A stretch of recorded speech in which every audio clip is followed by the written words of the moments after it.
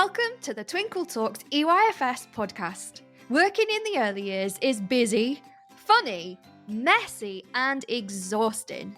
Join me, Shana, some of the Twinkl EYFS team, special guest speakers, and other early years practitioners as we talk honestly about our experiences. Whether you're listening for CPD, on your commute, or to help you relax, Twinkl EYFS will share everything you need to know about all things early years.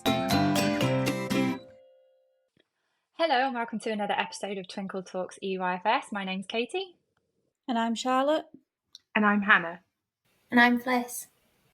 And it's time for our fortnightly episode of Private Early Years Problems, where we take some of your questions that we've seen on social media and give you an answer based on our experience. So I think Charlotte has our first question ready to go today.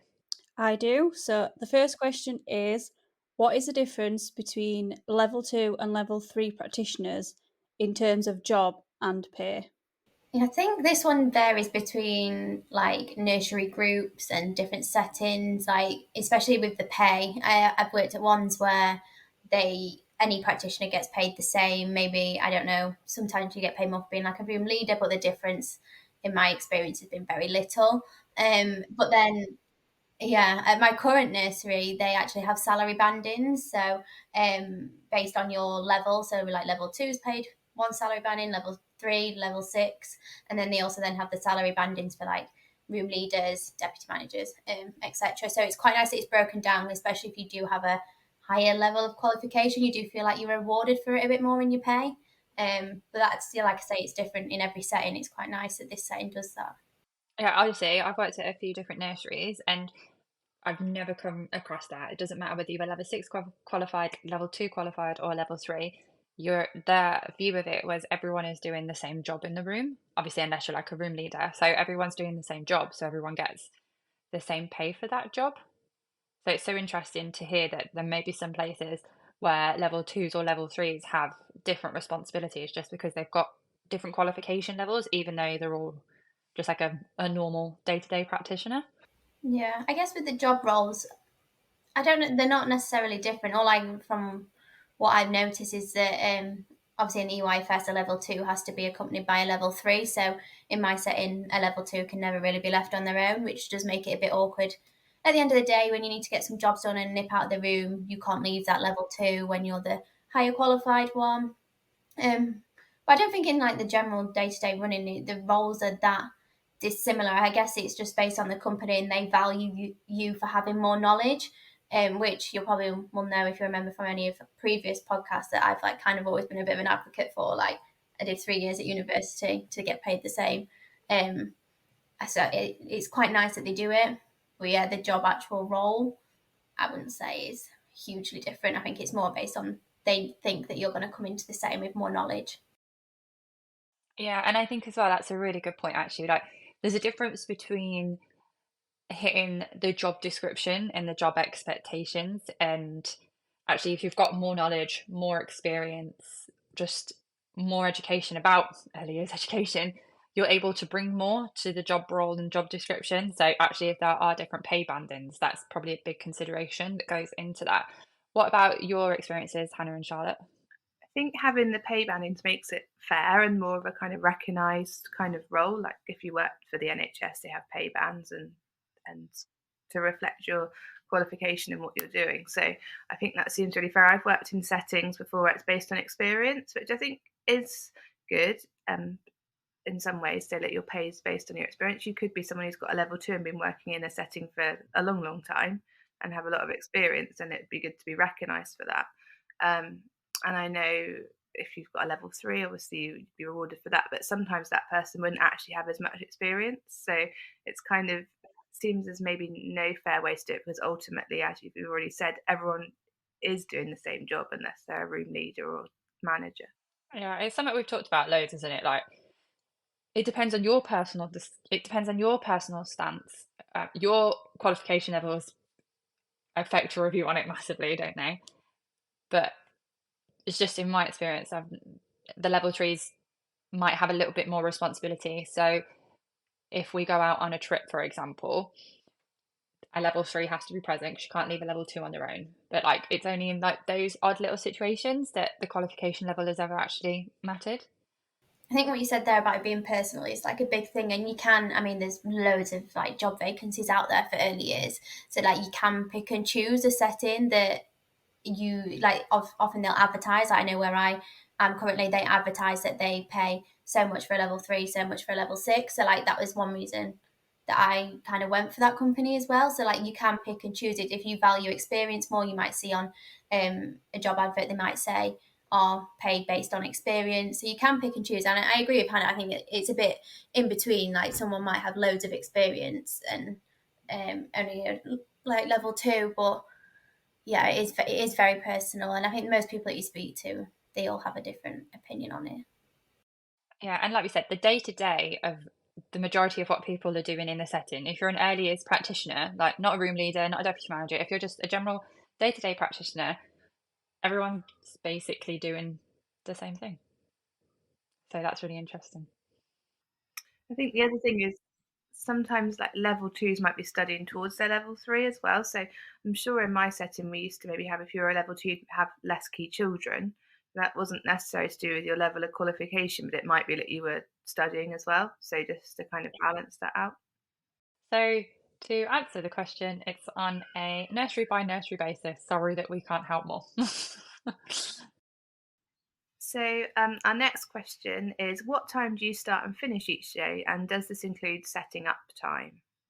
Okay, this one is actually a really personal bugbear of mine because one of the settings that I worked at, I used to come in 10 to 8 because I started at 8, and that was like giving myself time to, do all the usual, get a drink, go to the toilet, put my stuff away, ready to start at 8. And then I got called into the manager's office and they said that I need to start coming in at 7:30. And I was very specific, being like, okay, are you going to pay me from 7:30? And they said no. I was just expected to come in at 7:30 to get all the activities set up for the day. And we couldn't do it the night before because it was like COVID time, so the cleaners would come in overnight. So I've got that. But I was always just thinking, if you're expecting me to come in and start working before 8 o'clock when you pay me, you need to start paying. So I don't know what that was like with other people's settings, if that's kind of like a generic early years expectation. See, I used to start at 6 a.m. Oh my God, that's awful. Sorry. I know you worked in a hospital and I always Yeah. forget that, but I So can't I imagine used to starting get up work at 6 a.m. Yeah, so I used to be there for 6 a.m. But I was paid from 6 a.m. and the children didn't come in till 6:30. So we opened at 6:30. So I had half an hour to me and another staff member, obviously I wasn't on my own, open up the rooms, set them up, look at the emails, make sure there was no voicemails left on the phone or, staff calling in sick. But I was paid from 6 a.m. So that half an hour of setting up and doing everything, I was actually paid for. So I didn't actually mind coming in half an hour. I mean, it was quite nice actually to have half an hour of peace and quiet before my shift started because it was so quiet at that time because obviously no one was around and it was just, obviously I was very tired, but it was very nice to just have that little half an hour break before, because it was always the little babies that came in first. Like, I was about to ask, did you have many children actually yeah, at 6:30 in the morning? yeah, it was normally the under 2s that used to come in very early. Like the older preschool ones used to come in a bit later on. But yeah, and I finished at 3:15 in the afternoon. I mean, I never really got to finish on time, which is obviously working in early years. When do you ever get to finish on time? But yeah, I was quite lucky. I got paid for that extra bit of time coming in the morning. So where I used to work, it was a bit like yours, Katie. They kind of wanted you to come in earlier and set up, but you weren't paid for that time. And it was an ongoing issue. And I think there's not many jobs or any other job where you'd be expected to start work and be expected to be there at a certain time and not get paid for it. And I'm not actually sure how legal that is to say you've got to be here at a certain time, but we're not going to pay you. And I do think you do need to, you can't arrive at the same time as the children in your setting. It just doesn't work. So I think if you're a setting who wants high quality provision set up, you do need to invest in, maybe, as Charlotte said, 1 or 2 members of staff to be in well before the children to get stuff set up. Mm-hmm. Yeah, that's a really good point. Most other nurseries that I worked at, it was very much sort of that last half an hour of the day when things are quiet anyway, you would set up the activities for the next day. So it was very much a post-COVID thing because they hired like cleaners to come and do like a deep clean every night. But I found that really unacceptable because like you said, can you imagine working in an office and your boss saying you start work at 8:30, but I'm not paying you till 9? It just wouldn't fly. But also, we're not very well defended in early years. And even now, years on, if you said to me, what would you do if you had a complaint? I wouldn't know what to do. Because if your issue is coming from your nursery, what's above that? You know what I mean? I think in early years, your hours are never fully just set, if that makes sense. Like, you've never got, like, I feel like 8-5. I feel like there's always days when you just either work over or you get called in to come in earlier. I just think in early years, your hours are they're not the hours that you work a lot of the time. I think it's quite nice in my setting because they prioritise like giving relief staff shifts at the end of the day so that the core members of staff can actually finish on time, and I think they really value that because if you finish at 4:30 and you know that a relief staff's coming in at 4:30, you're pretty much guaranteed to get out on time because ratio will be covered. So I think that's quite a nice thing that my setting does. But in my other setting I worked at, they never had that, and often if the ratio wasn't right, you would have to stay. And it's funny, I have a friend who's been traveling and she's living in Australia at the moment, and she's just got a job in a nursery in Australia. So I'm asking her what it's like, and she says like you can't leave until ratio's sorted out, and she says that can sometimes be like an hour over. So I guess it's the same in the UK as it is in Australia. So it's just early years is early years, I guess. It's just sad though, isn't it? Because like Hannah said, if you want to be providing a high quality provision, you want to be a good childcare provider, all of that is based on your staff, and your staff morale and well-being is very much with their working hours as well. Like pay and all those have a factor, but if you're told you have to come in early for free, or if you're expecting to finish at 5 and they're just hoping that the ratios are going to sort themselves out on the day and they don't, that's so annoying. Imagine if you had plans in the evening. You'd be absolutely fuming because then you wouldn't be able to just go and text someone either, would you? You just have to be late. It's a very classic early years situation. So then another question that we've seen is what questions should I ask at interviews, show around, stay in plays and so on to see if there are any red flags I should be aware of in case I'm offered the job. So I guess this is if you're in the interview process and you're trying to find out a little bit more about the setting before you accept the job. That's a really juicy question. I'm trying to think because I actually that's something really good to have in your head because it would suck to start a job and then 2 weeks in be like this place is terrible. What do you guys look out for? I think them companies that offer the like stay and plays and like the sessions where you can come and do like a working interview, I think that is a really good thing to have for the practitioner side, not only for the nursery that are hiring so they can see you in practice, but it is like you can get a real feel of if this is the actual sort of nursery you want to work in because you're actually around the staff, they're in the room, see how they do things, their routine. So I think just that experience in itself is valuable. If you're brave and you are doing a stay and play kind of session, it is actually so easy just to be like, do you like your job? Are you happy here? What are the good points? What are the bad points?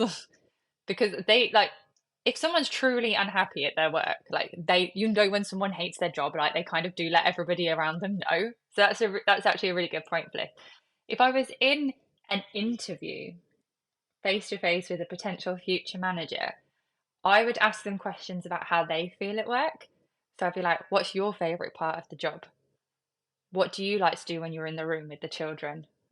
And I would use those answers to formulate an opinion.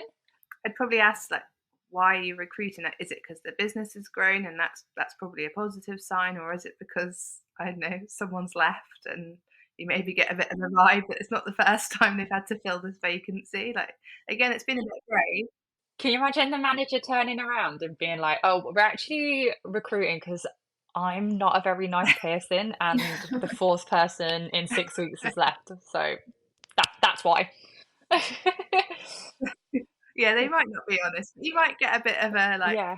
a vibe as to what's going on. How important is it to you guys when you go for an interview to have a show around of a nursery? Because when I was looking at the comments, people were asking, is a show around something that's important to you at a setting, or would you not be that bothered about getting it? I think for me it's important, yeah.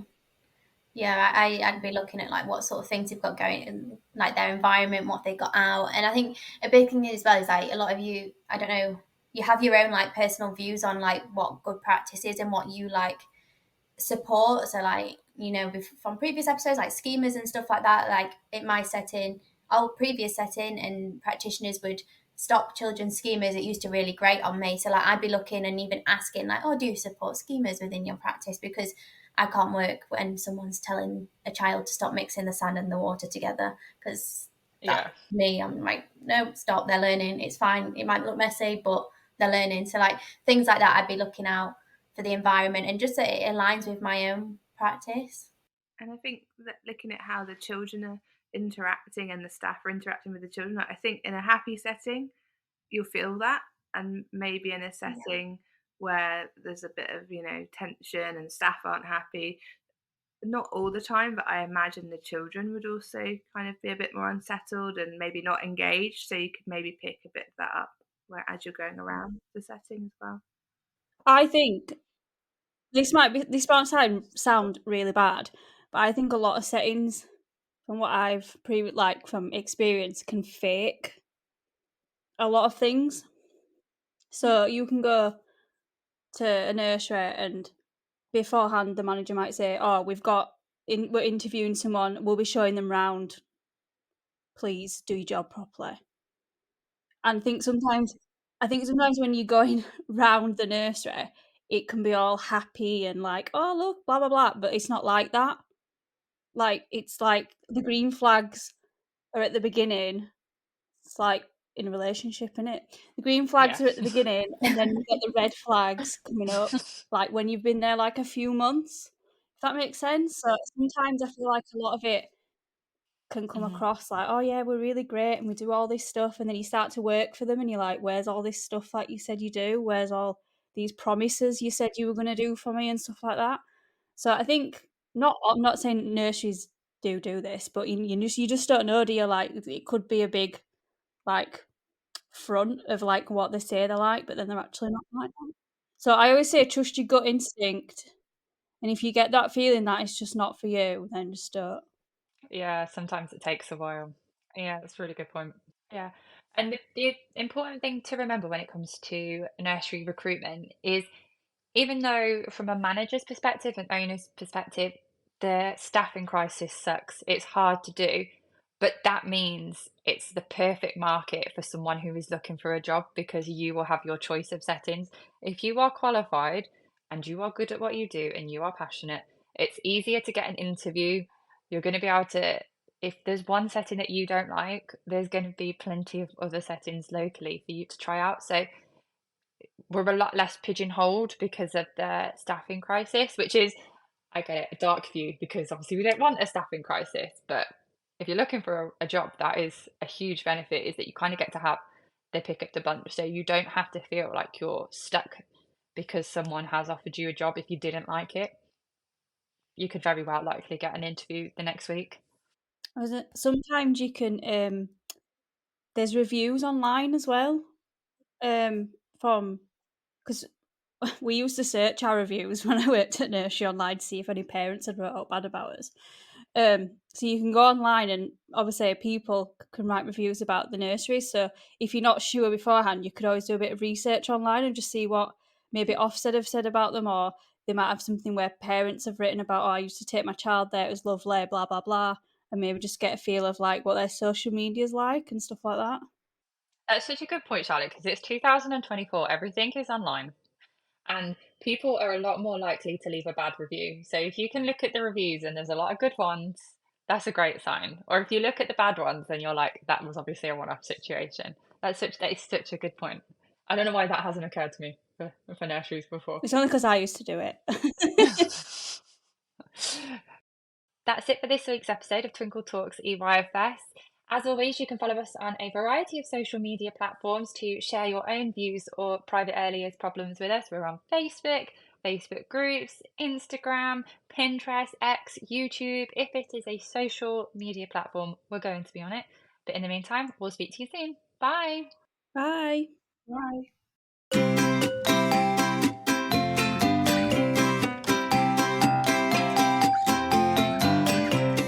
So that's it for today's episode. I hope you really enjoyed it.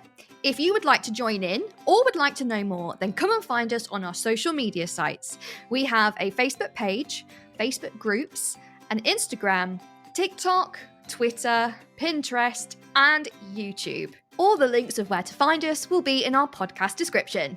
Come and join the conversation. And whatever you're doing today, I hope you have a great day.